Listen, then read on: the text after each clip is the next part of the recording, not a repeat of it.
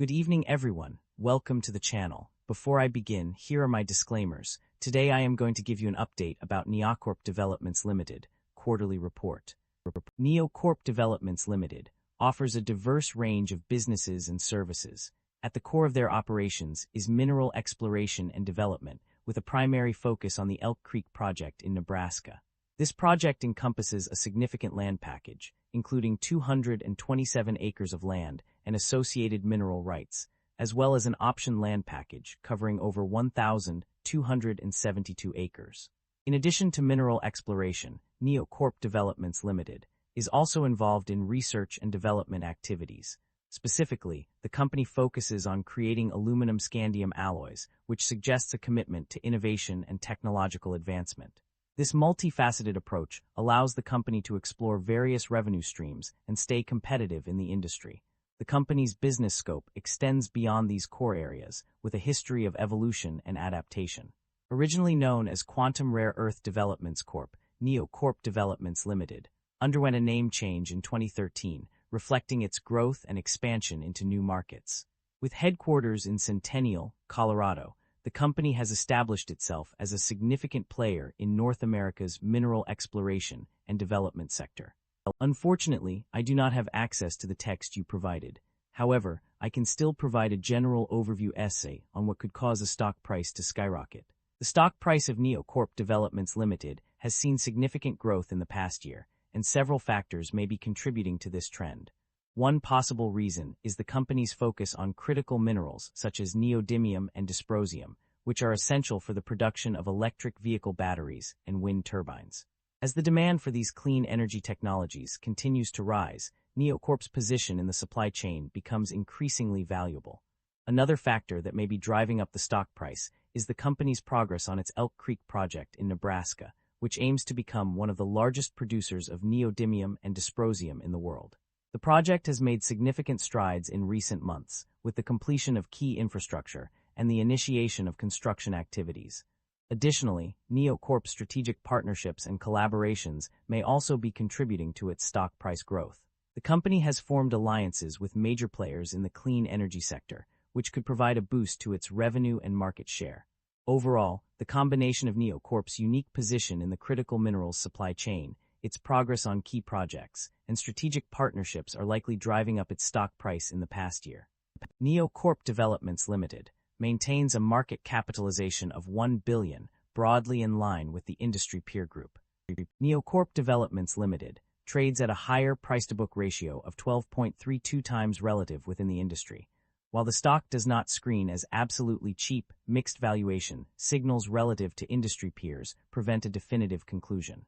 With the broader industry trading at lower valuation levels, this may reflect transitional pricing dynamics rather than clear mispricing, warranting further analysis of earnings quality, growth sustainability, and balance sheet strength.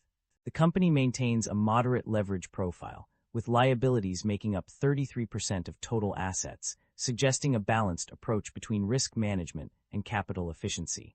Liabilities have grown faster than assets and equity, which is somewhat concerning. However, asset growth remains positive, suggesting management may be temporarily leveraging liabilities to fund expansion. Shareholder equity has increased on average, but the growth is not consistent year over year. This may indicate one-off events such as asset sales or capital raises, rather than durable business performance. The income statement shows that the company revenue have been declining annually and operating income have not been increasing. This shows that the business is under pressure with rising cost and its management is unable to expand the business. The primary drivers of revenue growth or decline are multifaceted and influenced by various factors. On the one hand, revenue decline can be attributed to several key factors. Firstly, the absence of operating revenues earned has significantly impacted the company's financial performance.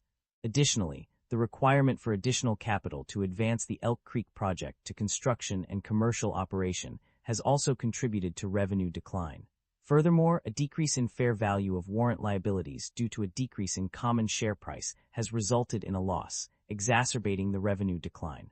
On the other hand, revenue growth can be attributed to certain positive factors. The increase in interest income due to a higher cash balance resulting from successful financing efforts has contributed positively to revenue growth. Moreover, a change in fair value of earnout liability has also led to an increase in revenue. These factors highlight the importance of effective financial management and strategic decision-making in driving revenue growth or decline. The analysis of the company's financial performance reveals a concerning trend regarding its operating cash flow.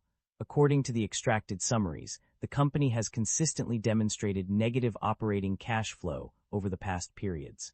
Specifically, it was noted that the net cash used in operating activities for 2 consecutive periods was substantial, totaling $7,507 and $1,980.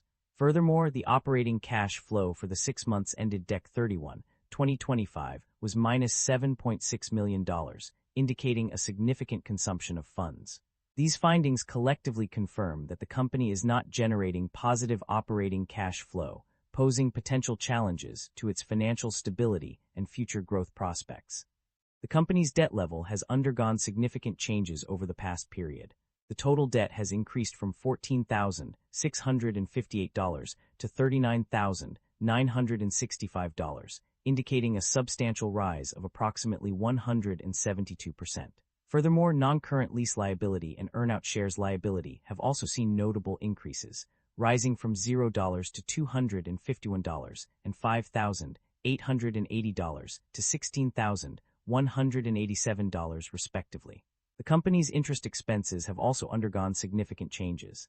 Initially, potential interest costs increased significantly, jumping from $6,852 to $13,746 and $5,880 to $16,187. However, in 2025, the interest expense decreased by a substantial minus 100% from $4 to $0.